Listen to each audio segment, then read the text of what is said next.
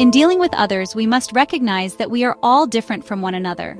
Though we may have similarities in terms of preferences, taste, physical appearance, style, and many more, we still have our distinctions and uniqueness which make us special in different ways. Our individuality comes with our unique attributes and characteristics. Some can easily be seen physically, while some can be manifested through actions and behavior, which may indicate values and personalities. There is harmony in diversity, and we can all keep it that way if we learn to accept one another as we are. There are healthy ways to deal with our individual differences which would work for everyone's advantage. Here are some. Hey, accept that we are all different. Don't assume that your preferences would always be the same as those of your peers or friends. Of course, there are similarities among you, but all have different stories to tell that affect the way you see things.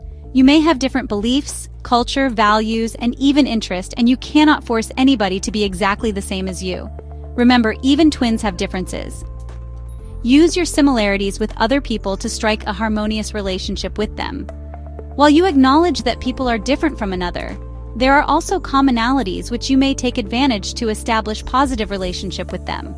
At this point in time, you might have found the right people who can be your good friends, who can inspire you to strive harder, and who can be your role model. C.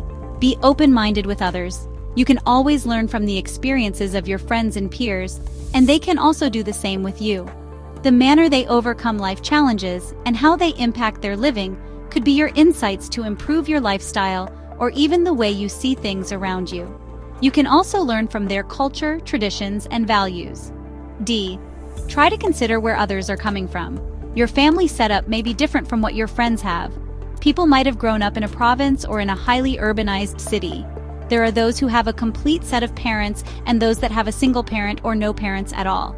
Additionally, people have different childhood experiences, which greatly affect their attitude and personality now. There are also those who struggle financially and those who are well off. Keep in mind that people are coming from different backgrounds and they act, decide, and make choices based on those things. If your differences with others are getting in the way, try to have a common ground.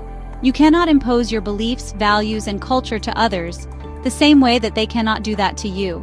However, instead of trying to prove who's better and who's not, you may want to find an area where you can both improve yourself while learning from each other. There are differences that are worthy to talk and celebrate, and there are those that we just accept unconditionally, just like in the second item. There's no point in comparing people as each of us have our own potentials and abilities. Always remember that you coexist with others. There are things that you cannot control, like the people around you, but you can always manage the way you deal with them. The choice is always with you. Either you make the most out of those individual differences and have a happy life, or you make that as your limitations.